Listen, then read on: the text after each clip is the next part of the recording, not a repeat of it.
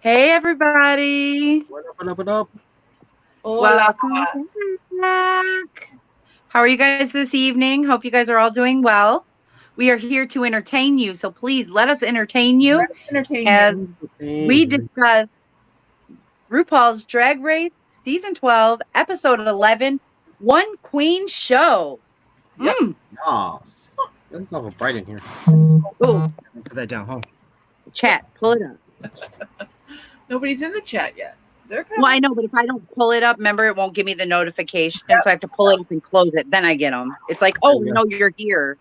It's weird. Okay, fine. Oh. No, I liked this episode.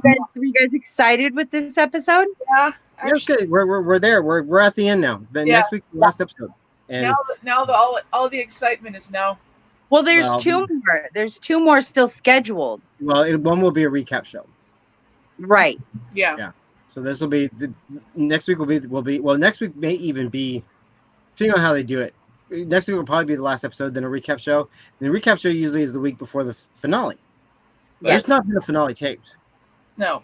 No. So we're not going to get finale till much later. And I imagine that's what they're going to announce, that the finale is just delayed. Do you think the winner knows already, though? Do you think they've told them? The winner? Do you think they know? No. It would have gone out. It would have gotten out.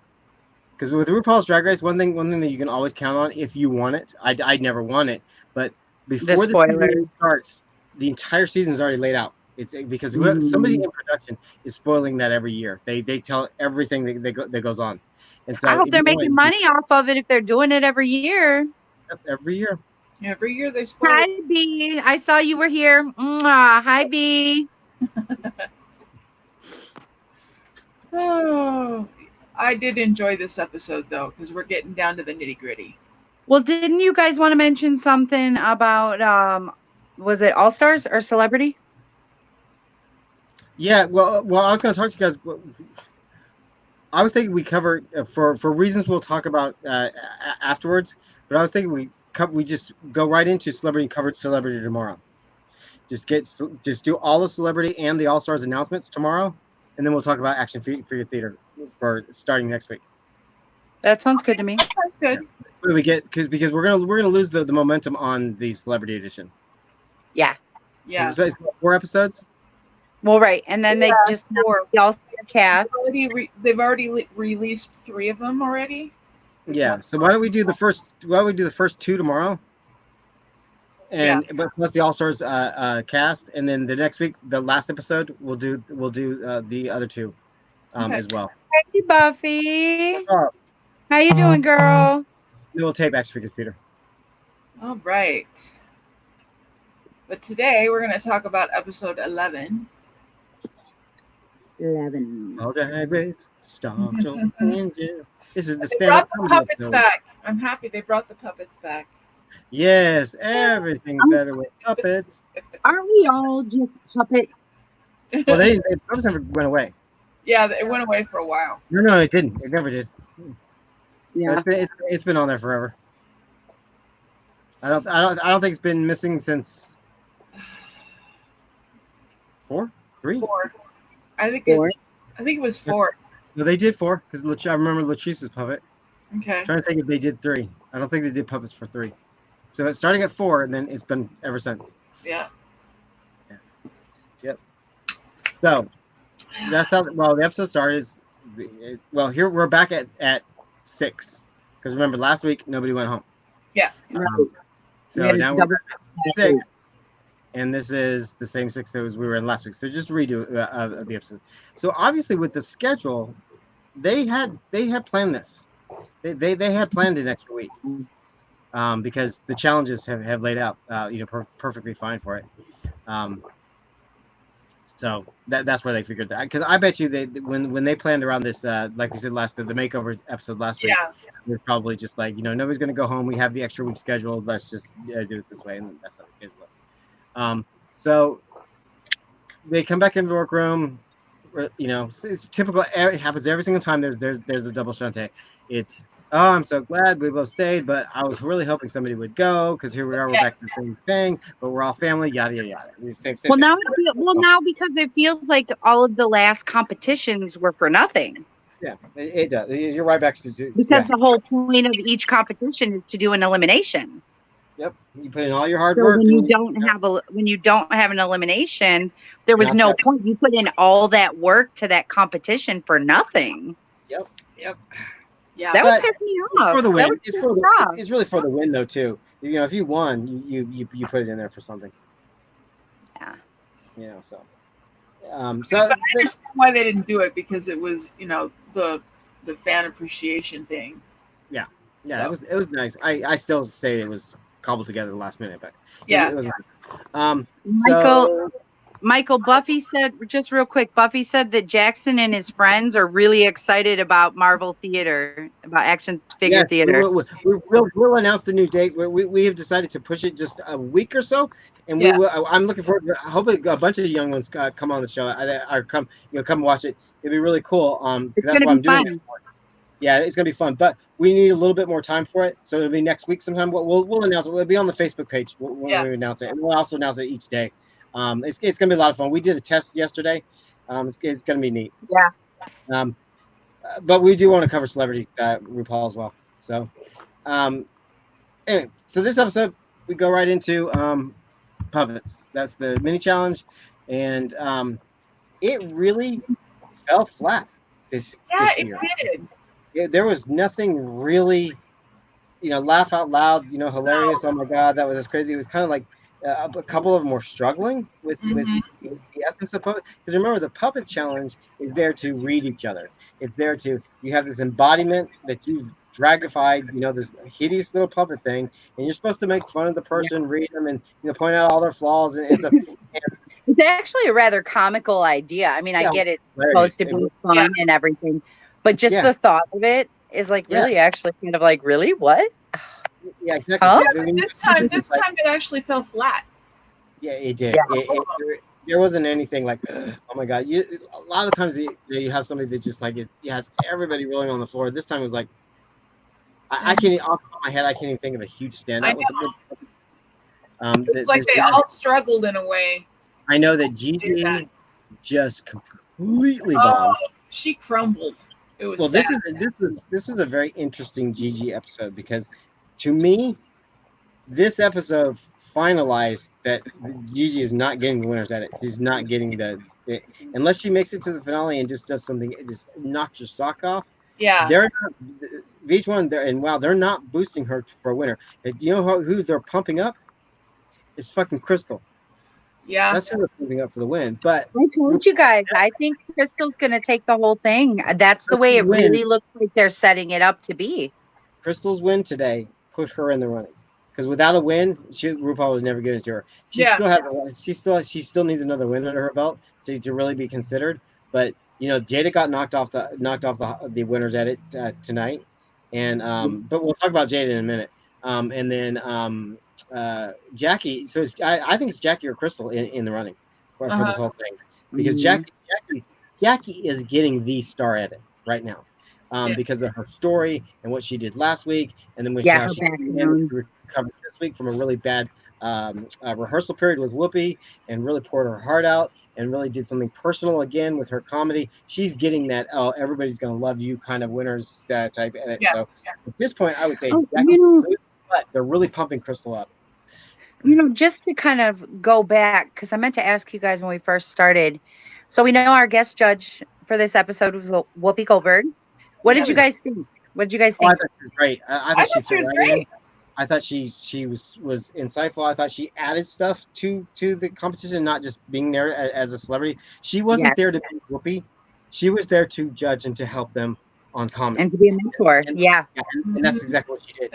You know, she even told me, she said, you know, they're like, oh, Miss Goldberg. She said, no, I missed nothing. I'm Whoopi. Just, you know, and then she immediately went into a question to that queen about that queen's performance and not about Whoopi.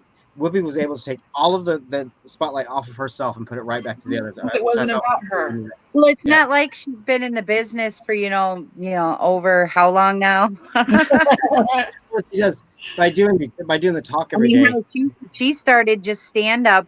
Her and Robin Williams and Billy Crystal, they were the golden three. Yep. Yeah, well, Whoopi started stand up here in San Diego, at a little place called The Kitchen, here in San Diego back in the 70s, I believe. So, Gigi won anyway, as she found love. Who's she in love with? She's She dating found love with who? contestants. Huh? She's dating one of the other contestants. I don't remember which one though. Like somebody who already left. Is she? Yeah. Did I know this? My memory's terrible. They're not showcasing it now though. No. Gigi is typical Oh, of a she's contestant. dating Crystal. Oh, Really? I Well, could see news. that. I would totally believe that. You see their chemistry when they're on the screen together, and when they've had competitions where they've had to do things together. You see their chemistry. You really do. Well, the three of them, Jackie, Crystal, and Gigi, they all like really connect. Yeah. They're all cute together. But Gigi's typical of a contestant to where had been riding so high, and then just had an off week and just threw her off course, for the rest of the show. And it's And sad then to see. you're at the bottom. I don't Like you can't get out. All you do now is recover from all of that. Right, and that's what I'm saying. You can't get out of that But rut. it is going to be interesting with all of this extra time delay for a finale. What they pull. Yeah. Yeah, but they got a lot of extra time this time if they're going to delay a finale. So it'll be interesting. Yeah. Well, one of the three of them, I would imagine, one of the three of them is not going to make it to the finale. Yeah. Because I tell you right now, Jada's making it to the finale. Sherry's going to make it to the finale, but then be eliminated, not be able to go, and then so that only leaves a spot for two of the other ones. So one of that trio is not going to go. What I hope to see happen is whoever goes out that fifth place. I think it might be Jackie. Jackie might be the one. It might be. Jackie's getting that winner's edit though. I'd say it would be Gigi that gets cut. I almost feel like they're doing the winner's edit though to throw us off. You know what I mean? Because they're overly editing her. I think they want everybody to love her. I think they really want to promote that story. That whole, Middle Eastern story. Right, and that's what I'm saying. But in the process of that, they're doing that because they want to promote her story so that we think about her, we know her, and then we think, oh, she must be the winner because we know her so well. We're so involved in her. I think the panel wants Crystal to win. I think Crystal is. They freaking love her. Crystal doesn't have the wins yet though. She needs to pull a couple more wins out of her pocket, and there's only two more. Mm-hmm. There's only challenge and the main challenge for next week, and not a whole lot left. A really phenomenal finale, but Crystal absolutely can be the winner of this, and it would be a complete journey, a beginning, middle, and end for her. That would really have it would make the season for me if Crystal won, because when you go back to watch the season, if Crystal won, you see it from the beginning. It's a whole process. Miss Congeniality though. Huh? Who do you think will get Miss Congeniality though? Heidi, maybe. Heidi or well, I don't know. Yeah. Jackie. If Jackie doesn't win. Don't they usually if I remember correctly, don't they usually bring back past contestants before the show? In not next week's episode, the episode afterwards. The recap. The reunion. It's like that Bachelor, after the Bachelor show, the reunion show. It's the shit like that. The Housewives thing. That's all it is. It's the same thing. Well, with RuPaul, it's always we don't have a winner yet. So when they're talking, we just have the finalists. So I think who could win Miss Congeniality? Miss Congeniality, unfortunately, though, is become a big popularity contest, and that's how you got to look at it. You can't look at it for the title of Congeniality anymore. Unfortunately, because of the whole thing that went down with what's her face. It's not always who deserves it is the one who really gets it, because, like you said, it is a popularity. What is her name? The The girl that was in Rent. Oh God, why am I drawing a blank on everybody's name? But she won Miss Congeniality. Come on, Buffy, help me out here. My mind is a blank. Rent Live. It's like one of the most famous fucking drag queens. Yeah, help I'm me out, lost. Buffy. Yeah, I know. Because I'm like, wait, Okay. I can't answer that Yes, question. Right. Buffy's probably saying the same thing right crazy, now. so She's we like, gotta- "Yeah, I don't know. I do not know what you're asking me. You can't answer what you don't know." Valentina. God, Valentina. Jesus. All I kept thinking was Vanessa Valentina? Vanjie. Valentina. When Valentina won Miss Congeniality, that's when it was all bets were off because Valentina did not deserve Miss Congeniality at all. She pissed a lot of people off in the workroom. She didn't play fair. She was real catty, and but Valentina had a huge freaking following. I mean, this massive Latin following behind her, and so all the calls went into her, and she won it hands down, and everybody was shocked. Everybody was like, "Huh?" So now it's a popularity contest. It's who has the most fans out there, who gets the votes. But I don't know if Heidi could pull that off. I don't know what queen this season has that real big following like that. We don't have any returners. We don't have any like Latrices or anything like that. It's really, we'll see. It's Valentina. I already answered. He figured it out. So, He figured it out. So we do puppets. Like I said, I don't have anything decent to pop out. With puppets, it fell flat. The whole thing fell flat this time. Even the drag wasn't good on the puppets. It was kind of. There was nothing memorable. Yeah, there wasn't. Like I said, off the top of my head, I cannot think of a standout moment. Nothing was drawing me to the TV during that moment. No. Let me go on the challenge. They said that the challenge is going to be a live stand-up. See, again, remember I told you that they invite an audience in there sometimes, and they do the thing. So that's probably where those fan things came from last week. Is they were probably going to build as part of that audience of that stand-up show, and they were asked questions or whatever, and that's how they got to be on the show for the makeovers. Right. I still say it was mothers. It was supposed to be mothers, and something happened with somebody's mother, and they couldn't do it. Mm-hmm. Anyway, so we're gonna have a live audience. You're gonna do a 5-minute stand-up show, and that's important. The 5 minutes is important for this episode. A 5-minute stand-up thing, and just make people laugh, have fun. And this is a competition or a task that shows them they're on their feet. How good are they on the mic? How good they're engaging people? How can you read an audience? Is the audience reflecting on you? Are you able to give back? Are you able to pivot and change? There's a lot of improv, a lot of just knowing who you're standing in front of. Because you could be a stand-up comedian, or you could be like a hostess at a drag bar, and every night the audience is different. So every night the response can be different. So that's what this is all about, to really gauge that.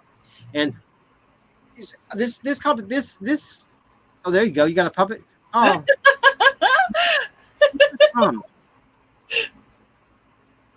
What show is that from? I don't know. They're just puppets, dude. Yeah, they remind me of I had like 1,000 puppets. My daughter had a whole puppet show thing, like the stand. And we'd have to watch puppet shows all the time. It's fun, man. So I make them argue and fight and shit. Big in Jim Henson. Jim Henson. Fraggle Rock is my thing. Fraggle Rock, Fraggle Rock, yes. Fraggle Rock. Huh? Fraggle Rock. Fraggle Rock. I got the best, actually. Yep. That Fraggle Rock came back, actually. Fraggle Rock is now on Apple Plus. They did a new show, which is them stay at home, and they're like, Skyping to each other. Monet Exchange 2 is another controversial one, yeah.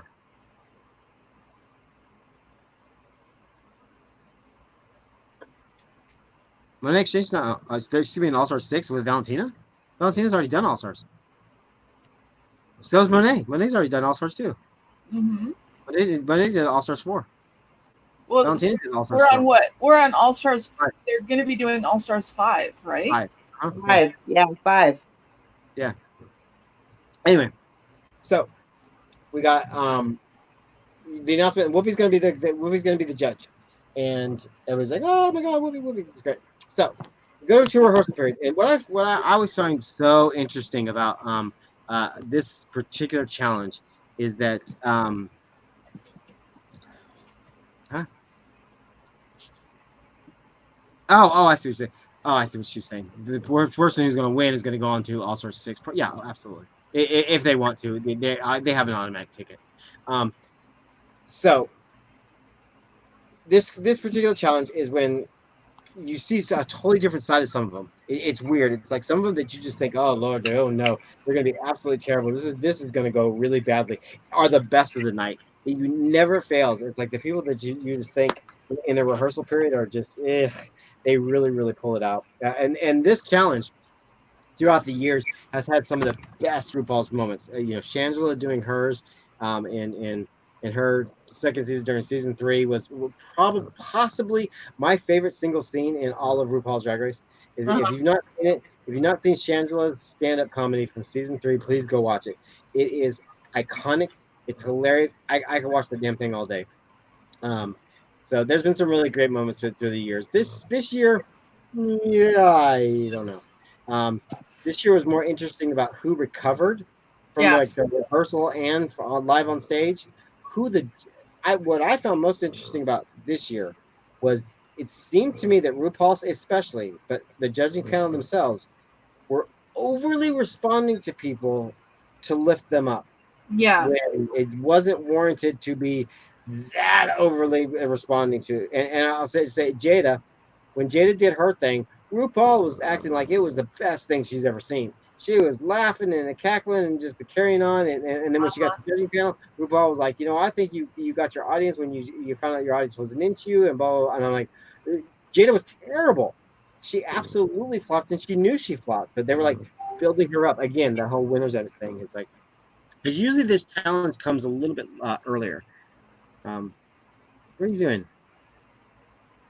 Oh, okay. Oh, I know. Anyway, so we got to know. So when you had a couple that I think were coddled a little bit differently than the rest of them during this challenge, and I think that's because they're kind of getting pushed to the end. Jada was one, Jackie was another, because Jackie's rehearsal was terrible, absolutely terrible. And Jackie, the way the show edited it, Jackie's from Jackie's rehearsal and right after Jackie's rehearsal, she Uh-huh. was like, done.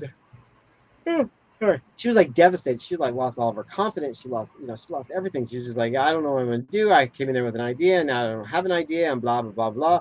And then she comes Yeah. out, she's just absolutely fine. So I think that's an editing. That's for us to believe that she's overnight. She's recovered and blah blah blah. But you know, um, I think sometimes those really bad rehearsals are just that, just for show, just for the Mhm. show. Because like you can't tell me in some of those musical numbers, those big huge production musical numbers that they do with a lot of choreography and lip syncing and or singing, that one girl that can't dance or sing to save her life all of a sudden comes out on stage and just nails it. It's like the talent doesn't happen like that overnight. um, but that was what that reminded me of. Is like Jackie did. There was nothing good about Jackie's rehearsal. There was no positive response whatsoever about Jackie's rehearsal. And then she comes out in the performance and just was like the best of the night. She almost won. She was like to me she was like second place in the whole thing. So, you know, Crystal Crystal's rehearsal was a little touch and go too, but Yeah. she highlighted the episode for me. I mean, Crystal. I was saying this last week. Crystal, when Crystal did the Burnt Ernie last week with her Yeah. model, Crystal absolutely just gets it, and by it I mean the it factor. She gets it. She gets herself. She gets the fact that she is so quickly out of the box and not trying hard to be quickly. That's just who she is. And she understands her own brand. She understands her own drag, and she makes no apologies for it. And she makes no, pretenses about it. And by understanding that, and like they told in the episode, you've come a long way because you've opened up and you're able to just put your heart out there and just say, "Here I am, exposed. Take it or leave it."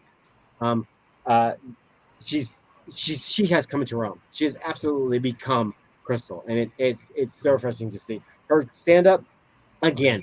Nothing that you freaking think you'd see from a stand up comedian. but that's what makes comedy funny. Is the original. You haven't heard these jokes before. You haven't seen it. Like with what Heidi did, we've seen that before. I think even some of the lines that she pulled out was from another comedian somewhere. I was trying to rack my brain, but it's like, we've seen that before. The thing that Cherry Pie did, we've seen that before. The psychics tapping into somebody.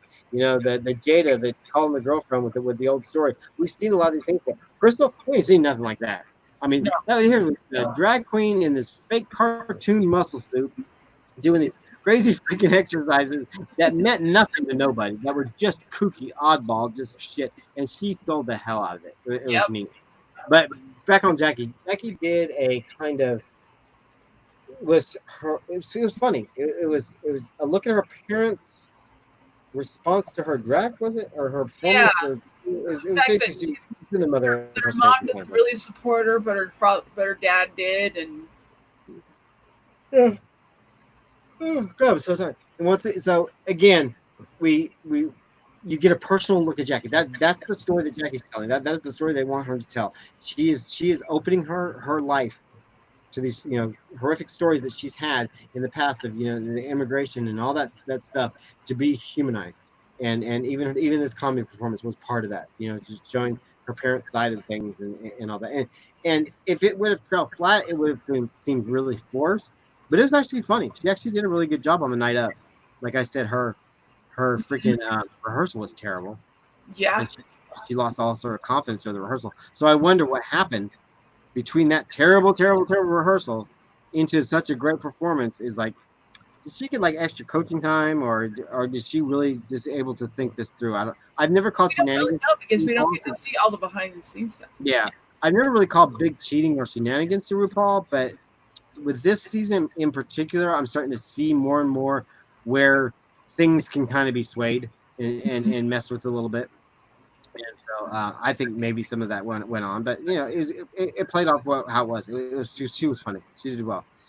Crystal did the muscle suit with the exercising, and just the thing about Crystal's performance is what every performer needs to do, and it's what every performer is told from day one, especially live performers that hit out and they hit a live audience. Is you basically there's all these different things for it. But you leave it all out on the stage. You put everything you've got out on the stage. And if you think you're not giving enough, you give more. And by doing that, you're offering all of your vulnerability to the whole thing. And that's where Crystal gets it. She gets the vulnerability aspect of it. She gets the quirkiness of it, and is able to just leave it on the stage and not hold back on any craziness that she's going to perform. It doesn't seem forced. It doesn't seem desperate, because it seems so natural, because she owns who she is. And it was funny. It was absolutely hilarious.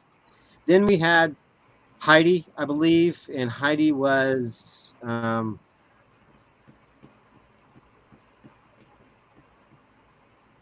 yeah. We'll talk about Jada when we get there. When Heidi came in, she was going to do she's kind of doing the whole Bill Cosby, Eddie Murphy, the thing of doing, impersonating relatives at a family picnic. Cute idea. Usually, it always goes over, kind of pretty well. Unfortunately, hers, she didn't have the right story to tell, because the story wasn't true. The potato salad thing just it wasn't funny. And then her characterizations of these larger than life people weren't distinct enough. They were all Heidi. It was just Heidi talking or Heidi walking funny. That's all it was. If you can't do the impersonations of these people, like look at Margaret Cho. When Margaret Cho does her mother, you could hear that 500 times in a day in your life, and it's always going to be funny.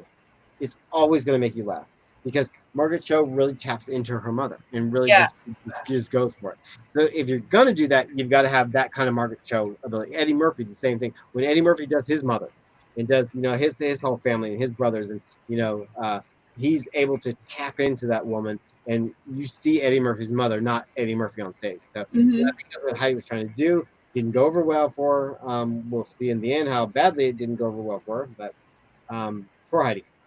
And those shoes she was wearing, my God, how in the hell was she getting around, especially doing like that drunk and I know, walking in those shoes? That was crazy. Shoes. Good God. Yeah, they were crazy. So then we got Gigi, I believe. Gigi had a neat concept. And this was actually, to me, even though she was super hella nervous and Yeah. the nerves got the best of her at moments where she kind of got lost, to me, I thought this was the funniest idea. And there was moments in Gigi's that made me laugh harder than any of them, even though I think Crystal's was the most original idea. I think Crystal's was the most crafted, executed, funny idea.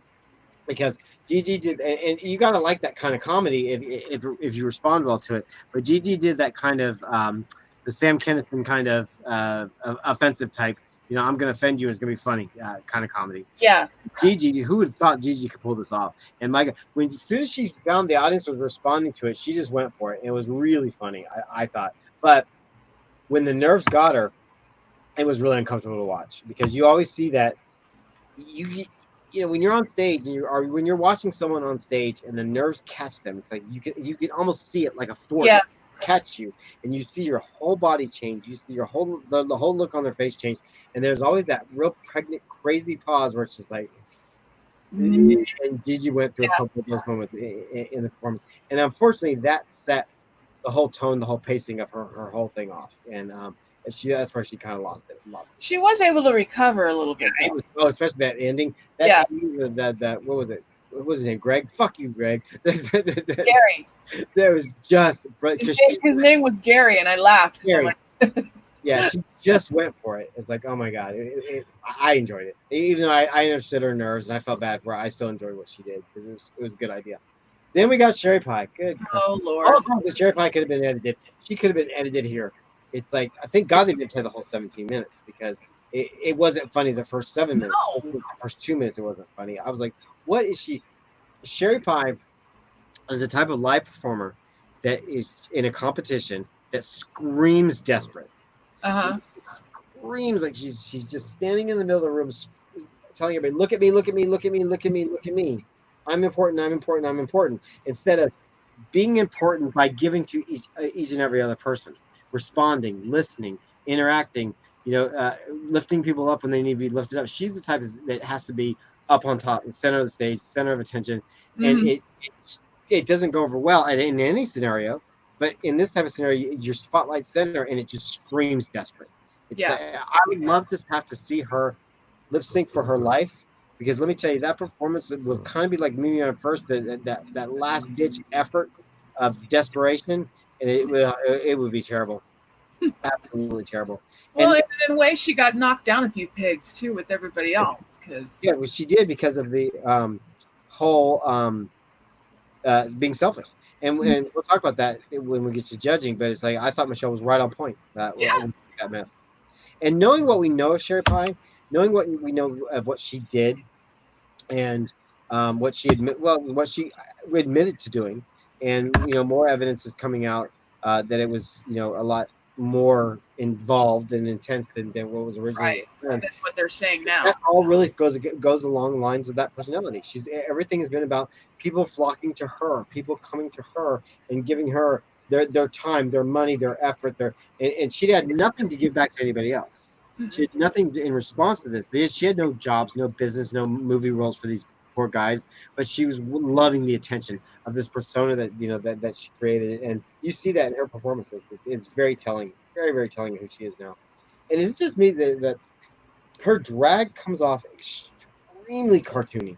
Yeah, I know. There's no real person behind there. She doesn't change it in any way. It's like almost 2D. There's no heart behind it. It's a painting. It's like a cartoon. It's weird. It's really, really weird. And again, we could be biased against Sherry. If this had not come out about Sherry, we all may be celebrating her right now because she's done so well in the competition. We could be like, but you know what you know, and and there you go. And then we get Jada last, and Jada, Buffy was saying something that Jada, like I said, Jada seems to have been put up on a little bit of a pedestal. Yeah. This one was hers was painful to watch because it's like she was trying too hard. Well, in rehearsals, she was given a lot more. She was given a lot more response from Whoopi and from RuPaul. and whereas other girls wouldn't have gotten the same response by falling flat and not doing well. Jada got more of a lift me up kind of coaching session. Yeah. And what are you going to give us kind of deal? And then when she bombs, I thought she bombed so terribly. I mean, just it was so uncomfortable to watch. I didn't think there was a damn thing funny about it. I even thought that her quote unquote recovery about calling out the audience for not responding to her. I thought there was a really in poor taste, and I thought it made the whole situation more tense. But they seem to love that. It seemed to think that, again, whatever little tiny thing that they're finding with Jada, they're able to lift her up and just celebrate that and not really point out the negative things. Because I initially think that RuPaul wanted her to win, and I think that she was doing so well. And I told you from episode 1 or from Reveal the Queens, there's always something a little to me about Jada, and I've been proven wrong as far as personality wise goes. But I think she's kind of a teacher's pet kind of thing going on, and we'll see how it plays on the finale. But I agree. She's been coddled a little bit. She's been lifted up higher than other people have. Because like Sherry, for example, or even Heidi. You got Heidi and Jada, who were both in the bottom. Two very different responses from the judges.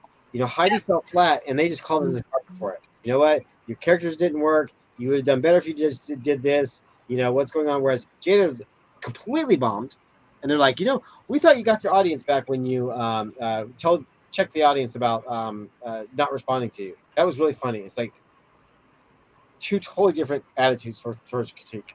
Again, that's my observation. Don't do it now. What? So, bottom 2. The winner is Crystal. Yes. Crystal, her first win.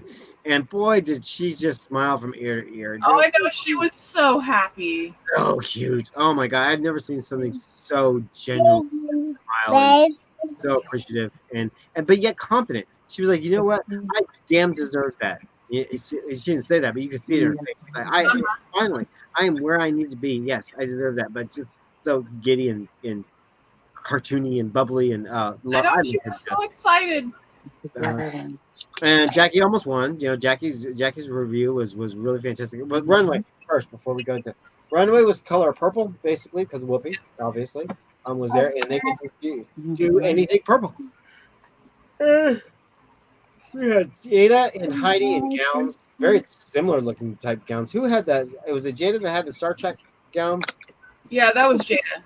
Yeah, both similar. They both had a similar kind of vibe to them, though. Even though one was, straight out from the movie, and the other one was just like a gown that was inspired somewhere. They had that same kind of lacy kind of look. Then that was the one that Heidi wore. Yeah. Then you had Gigi as what's her face from Scooby Doo. Go to Daddy. Go show Daddy. What's her name? Daphne. No, not Go show Daddy. Daphne. Yeah. So that's how Gigi was. It was cute. It was really cute. Kind of costumey, but cute. Then you had, strangely, Jackie and Crystal kind of in a similar kind of vibe. I know. You had Jackie in this kind of minstrel type of, a medieval type minstrel kind of look, and then you had Crystal in this like little where the wild things are kind of little cartoon-esque beast animal kind of looking thing, but they really complement each other. Standing there next to each other really looks similar, really complemented. You had and then you had Sherry Pie in a little devil's outfit, little devil's ballerina. Yeah, I couldn't figure that whole thing out. Weird. Didn't fit her body right. It was weird. No. I always think that anytime, if it's outside of a Queen's aesthetic, and they're doing it just to do it for an outfit and not for the overall drag of it, I always think wearing a headpiece like that is a real cop-out. I think it completely takes a big thing of drag away by not wearing an elaborate headpiece or a wig or something like that. It's just it seems to be like a shortcut, I mean, we've had bald drag queens and they go for it on Gina and Sasha Velour, but that's part of their aesthetic, part of their drag. But for somebody that wears a lot of big wigs and stuff like Sherry does, just wear just like a little, that basically was like a little swimming cap. Luca. I was gonna say, what is that noise? Hey. Is he growling? Is he choking or is he growling? What the hell is that? What are you doing, Nuka?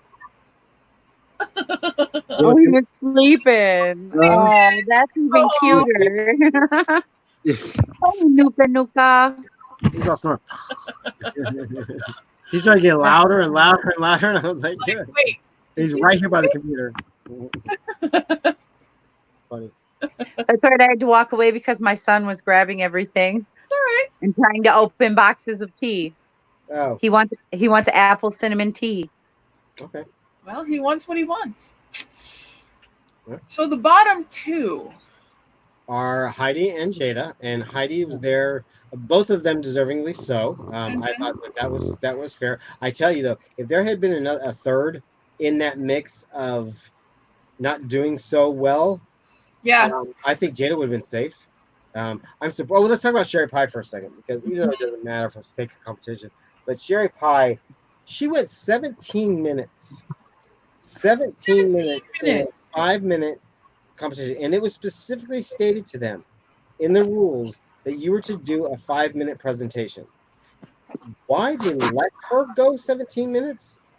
That was a big question. Like, why didn't they pull her, cut her mic? You know, I mean, that's a long ass time, man. In TV time, that's a long ass time. Yeah. That's over half the show. It was.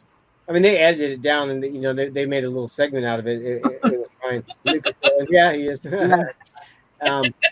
And it's, you know, Michelle called her out for being selfish, not being aware of her time, taking away from other people. Sure, I just find it odd that if that's the rule, if that's part of the task, or part of the challenge, why they just didn't cut the power on her mic and be, you're done. You went over time. You're done. Over time, yeah. You know? But I guess it wasn't part of a rule in RuPaul's. But it was. I mean, look at what they do at all the awards shows when people go overtime and everything else. They cut them off and turn the music on and everything. Exactly. So why wouldn't they do it on RuPaul? I know. Well, and what even baffled me even more is it wasn't the fact that they did cut her mic. It was the fact that they saved her and put Jada on the bottom when I thought they were hosting Jada up on her little high horse. That would have been their perfect opportunity to put somebody in the bottom and let Jada be safe.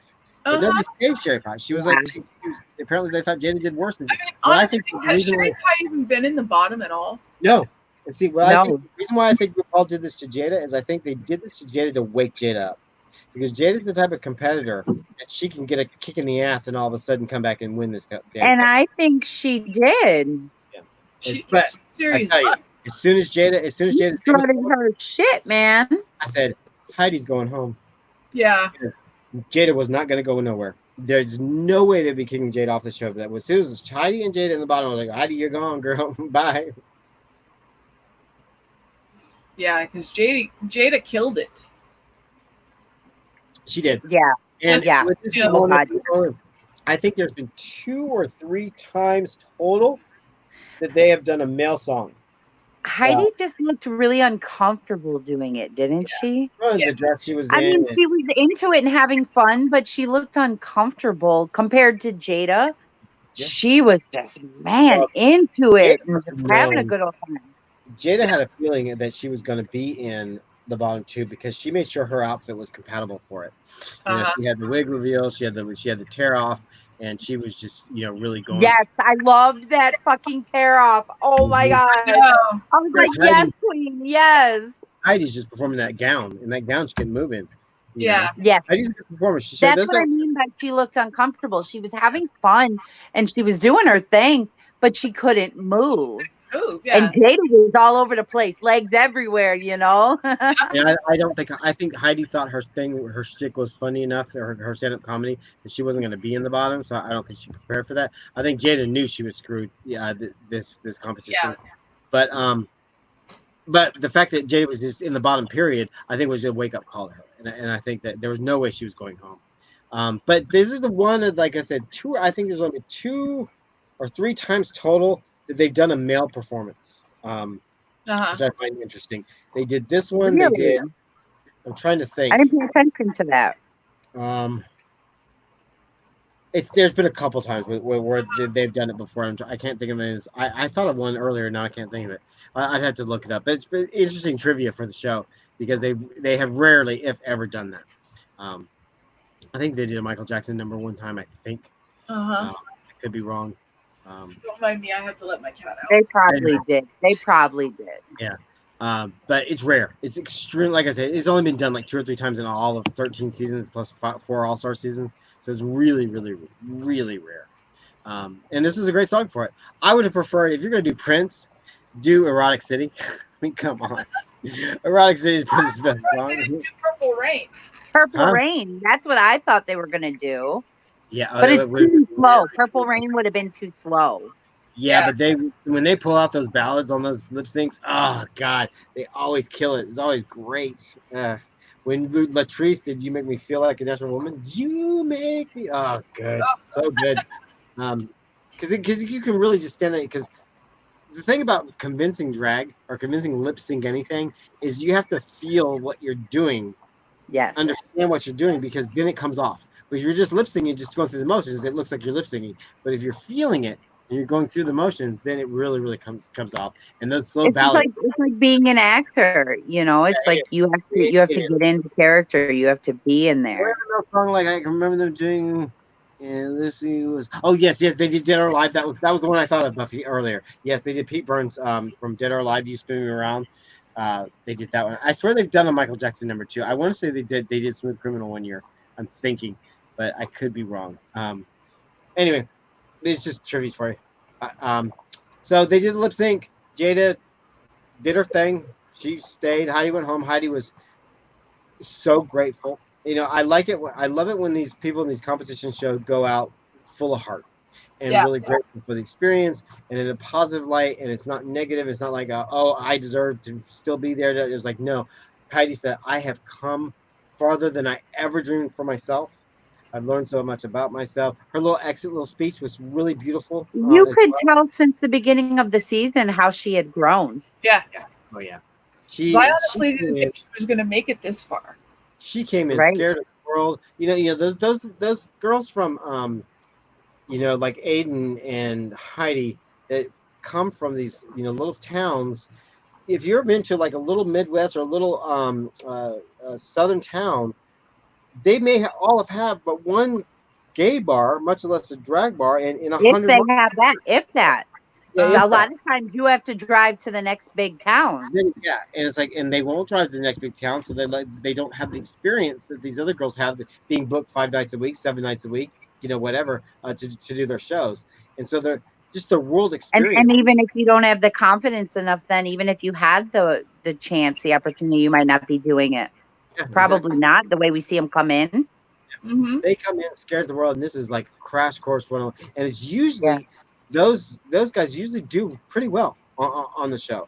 I don't think we've ever had a rags to riches story where one of them's actually won, but they do well. And because everybody wants to hear the story. Oh yeah, of course. They're it makes for great television. You know what I mean? And they stand out. They're not one of the LA queens. They're not one of the New York queens. They're not one of the Chicago queens. They come in there. They're from Modoc, Louisiana. A swamp town somewhere, and they just shine. And a lot of times their southern accents exude personality, and you want the different person stands out in the room. Like look at Aiden this year. When Aiden came in, he was so different, and everybody's like, what's this? This is different, but he stood out, and then. He stood out so much that people started picking on him, and it's the kids that stand out that I champion the most. And look at Jackie in that fucking hair. Oh my God, that stands out. What? That hair? Jackie in that hair. Which hair? The one on the runway? No, her real hair. Oh, Jackie's real hair. That's Crystal's real hair. No, you're thinking about Crystal. Just Crystal, the El Barge hair. Crystal looks like Eldebard. Yeah, Crystal's the one that looks like Eldebard. Yeah. That's what I meant. Yeah, it's Crystal. I'm sorry. It's okay. My phone starts falling. So then we go into have we got, what time is it? We have gone an hour. Okay. So then we go into Untucked, and Untucked was pretty But Whoopi had a moment. Pretty basic. Pretty basic.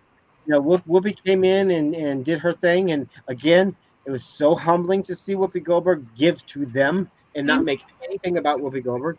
When somebody would say, "Oh, Whoopi, you know what? I'm so glad you're here because when I was starting out, I watched The Color Purple every single day." She's like, "Yeah, you go," and then ask them a question about themselves, and it was like it was automatically just turning it back on them. And the fact that she ended up bringing her family as part of the audience. That was the guy. That was the fuck you, Jerry, or whatever. Yeah, that was Gary, the one that they were doing all the banter with. Yeah, that was part of Whoopi's family.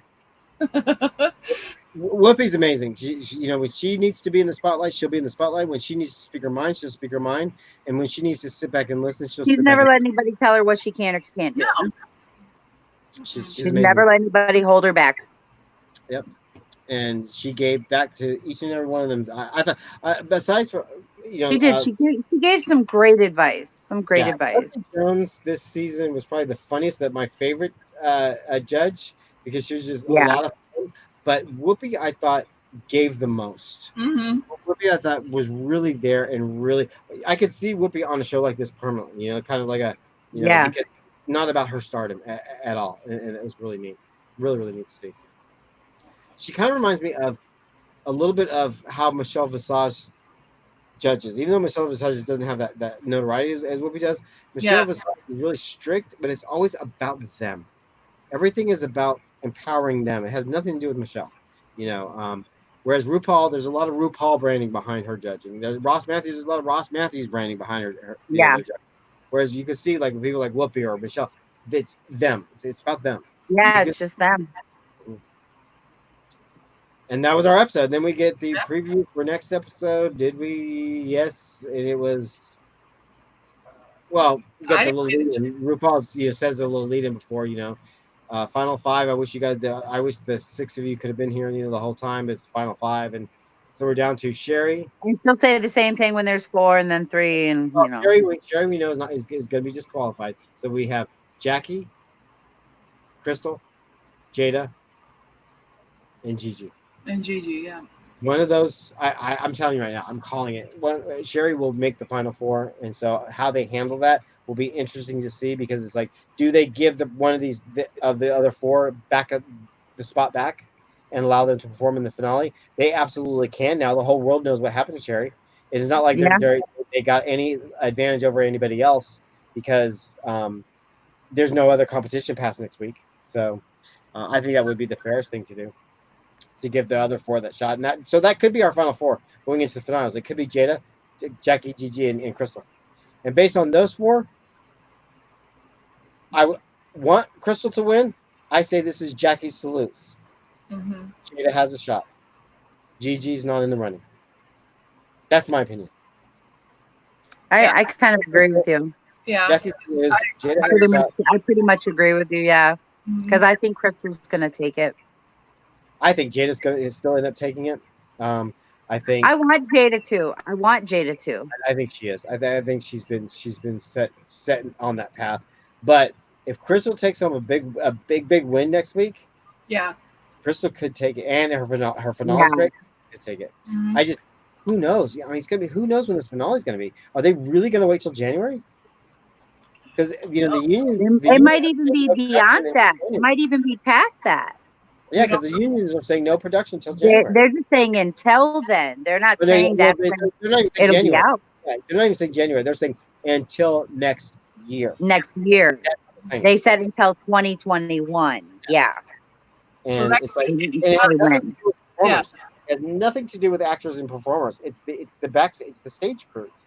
It's all the PAs and construction workers and food processors. Those unions are saying no, we're not going to send our employees out because those employees don't make and have the notoriety like stars do. They're regular just workers. They're blue collar workers. Right. And they're not putting them out and paying the insurance to risk them every single day on those close quarters of those film sets. And so, but because all of the Hollywood is unionized, the unions are standing firm that that's when they want productions to go back into. So RuPaul can't do a reunion show live like that if the unions won't support it. Very true. We'll see what happens. What is the episode supposed to be next week? It will be either a big musical video number or a ball. That's how it's always been for the last episode. They usually do multiple looks in a big old themed ball, but it will probably be because as it's been lately, Grand thing. big music video, big make your own lyrics to a big song, big choreography to a big old performance. That'd be cool. Oh, they're always really, really great. Just with this group, that would be really cool to do the musical. With this group, what I like about this group is, besides from Sherry, and we can eliminate her because we already know what the deal is. Yeah, because we already know. The 4 girls that are there, they're all equally talented. They will all put out a good performance. There's nobody there that shouldn't be there. Where sometimes we do have that, and it's good. For a season that started off really rough and really tainted and really just kind of blah. I mean, I had lost interest in the season. Yeah. I was like checked out on the season. It's really turned itself around, and I'm really enjoying the back end of this season. It's been fun to watch. Ever since like Snatch Game, I think Snatch Game on it's been a lot of fun. Once the Aiden bullying mess was gone, and once Britta and drama, the mean girl drama left. Once that happened, I was good with the season. Then it got to be fun because then you got to see all the meat and potatoes But God, my God, does that not seem like 2 seasons ago now? The whole Aiden thing. It's like, Jesus. We weeded out all the bad personalities. Now they have the people that you root for, but even though they're not going to win, you're like, oh, I want this person to win, but I'll still root for you. Like you still have that going on now, Mm-hmm. It's going to be interesting to see how they do it next week. Because next week, usually at panel, right after the panel, right after whoever goes home, RuPaul will give a big old speech and she'll say, is it going to be hashtag Gigi good? And then Gigi will say something, or a hashtag Jada Essence Hall, and she'll say something, and they'll list all the hashtags for the performance, and you got to go and vote. Help me decide who's the winner, and then tune in 2 weeks from now for a live grand finale. Blah blah blah blah. None of that will be there this year because we won't see that. We won't. None of it will be there. So it's like the episode's just going to end like a regular episode, and what are they going to say? That's what I'm most interested in. What information are we going to have after that? It's a good question. And then they're going to do the reunion show as if there's a finale coming next week, because that's already pre-taped. That reunion show. It's going to be so weird to watch it, the way they're going to be talking and everything. Because that's one thing about RuPaul is that they're very consistent in their setup, and their patterns are the very same, and the speeches are the same. It's all it's a very comfortable show to watch because you know what's going to happen. So Snatch Game is this, puppets are this, the finales, and this year it's going to be so off. The whole end phase of this is going to be really weird. But we'll see. See what they say next week. Maybe RuPaul will say we're going to do a finale where everybody calls in from home. We're going to do it on YouTube. Who knows? We'll have to wait and see. Yep. So on that note, I've not followed any of the. Usually when RuPaul is on, I check out of any type of behind-the-scenes gossip kind of stuff because of the spoilers that are out there. And it's like I don't want to know every odds and ends that's going to happen weeks before it happens. Like the cast, they're not going to give you anything, though. Yeah, when we reveal the cast of All Stars 5 tomorrow, I had seen members of that cast. You mean yesterday? 6 months ago, I'd seen who was going to be on that cast, and so it's like the information is out there so far in advance that it's like you literally could have seen this season back in June if you wanted to. It's sad. It's sad that it's like that. So I avoid all behind the scenes kind of stuff. So I don't know if they're talking about a finale now. They might be. And all the behind the scenes stuff. So on that note, do we have a wand of the day? We do. We have a couple special things. I was working on it. I was like, oh, let me just take it in there today. So, this wand is basic replacement wand. It's somebody's wand. Somebody got this wand after his was taken by the Dark Lord and used for himself. There's a whole big dramatic moment. But he has one of the most incredible wands, and then he ends up getting this because his. Let me just show you his wand. Okay, this is actually the second wand of Lucius Malfoy, Draco Malfoy's father. Which, let me go back here. I'll show you. This is the wand. Oh, you can't see it. Oh. This is the one of Draco Malfoy's father. It's a walking stick. Aha! All metal. All metal, all elaborate.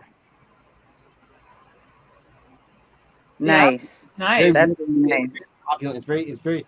I have money. I'm more important than you. I have. It's very flashy. Didn't he use it in the movie? Yes. Oh yeah.